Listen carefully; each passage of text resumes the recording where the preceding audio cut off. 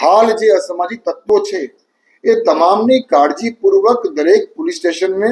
યાદી તૈયાર કરવા સૂચના આપવામાં આવી હતી અને આ 100 કલાકની ટાર્ગેટ જે પોલીસ સ્ટેશનોને આપવામાં આવી એ ટાર્ગેટને ધ્યાનમાં રાખીને 100 કલાકની અંદર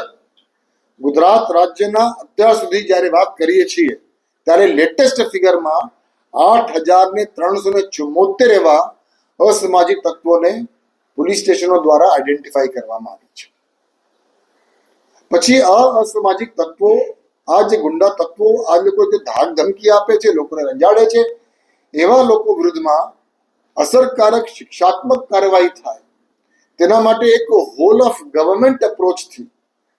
પરિણામલક્ષી કામગીરી કરવા માટે પણ તખ્તા તૈયાર થયેલા છે અને છેલ્લા કેટલાક દિવસોમાં આ બાબતે પણ કામગીરી ગુજરાત પોલીસની અલગ અલગ એકમોમાં કરવામાં આવી રહી છે. તમે અત્યારે જે 8,374 અસામાજિક તત્વોની મેં વાત કરી એમાં 3,240 તો પ્રોહિબિશનના બુટલેગર છે, 322 છે એ ગેમ્બલિંગના બુટલેગર છે, 2,739 એવા કે જે લોકો મારામારી કરતા હોય, ધાક ધમકી આપતા હોય, લોકોને રંજાડતા હોય એવા લોકોની માહિતી છે, 1,355 એવા છે જે વારંવાર મિલકત વિરુદ્ધના ગુનાઓ કરતા હોય છે અને 68 એવા પણ છે કે જે લોકો માઇનિંગ માફિયા સાથે સંકળાયેલા છે. આપણે જાણીએ છીએ કે આ પ્રકારના અસામાજિક તત્વો વિરુદ્ધ ગુજરાત પોલીસ તરફથી શિક્ષાત્મક કાર્યવાહી કરવામાં આવે તે ખૂબ જરૂરી છે અને એના માટે ગુજરાત સરકારની અલગ અલગ સંસ્થાઓ સાથે, અલગ અલગ ઓર્ગેનાઇઝેશન સાથે પણ સંકલન ખૂબ જરૂરી છે. એ કલેક્ટર ઓફિસની બાબત હોય, ડીડીઓ ઓફિસની બાબત હોય, મ્યુનિસિપલ કોર્પોરેશનની બાબત હોય, GUVNLની બાબત હોય, એ તમામ લોકોને સાથેમાં રાખીને હોલ ઓફ ગવર્મેન્ટ અપ્રોચથી આ પ્રકારનું શિક્ષાત્મક કાર્યવાહી કરવા માટેની સૂચના દરેકને આપવામાં આવી છે. અત્યાર સુધી જે લોકો આઈડેન્ટિફાઈ થયા છે એ પૈકી ઓલરેડી ઘણા બધા અસામાજિક તત્વો વિરુદ્ધ અસરકારક કામગીરી થઈ પણ ચૂકી છે. આપ જાણો છો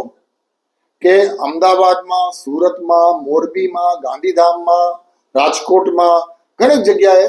પેલા જે ઇલીગલ કન્સ્ટ્રક્શન કોઈએ કર્યું હોય, આ અસામાજિક તત્વો કોઈ પણ ગેરકાયદેસર બાંધકામ કર્યા હોય અથવા સરકારી જમીન પડાવીને એના ઉપર કંઈ ગેરકાયદેસર બાંધકામ કર્યું હોય તે એ લોકોની ડિમોલિશનની કામગીરી ઓલરેડી ચાલુ થઈ ગઈ છે. હું ખૂબ સ્પષ્ટપણે માનું છું કે ગુજરાત રાજ્ય એક શાંતિપ્રિય રાજ્ય છે. ગુજરાત રાજ્યના લોકો ખૂબ શાંતિપ્રિય છે. એટલે આ શાંતિપ્રિય લોકોની સલામતી અને સુરક્ષા ને આવા 3,000, 8,000, 9,000 જેવા અસામાજિક તત્વો એની સલામતી અને સુરક્ષાને જોખમાય એ આપણે ક્યારેય પણ ચલાવી લઈએ નહીં અને એના વિરુદ્ધમાં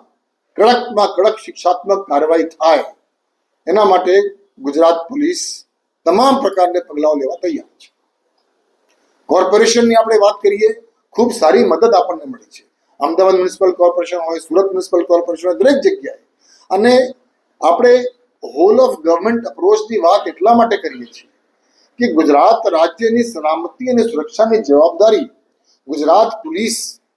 અન્ય વિભાગો સાથે સંકલનમાં રહીને કરશે તો વધુ અસરકારક અને વધુ પરિણામલક્ષી કામગીરી થઈ શકશે. આજે જગ્યાએ ડિમોલિશન થઈ રહ્યા છે, જે ગેરકાયદેસર બાંધકામ થયા છે, જે સરકારી જમીન પચાવીને એના પર બાંધકામ થયા હોય તો તમામ લોકોને સાથે રહીને એ લોકોની વિરુદ્ધમાં કાર્યવાહી કરવી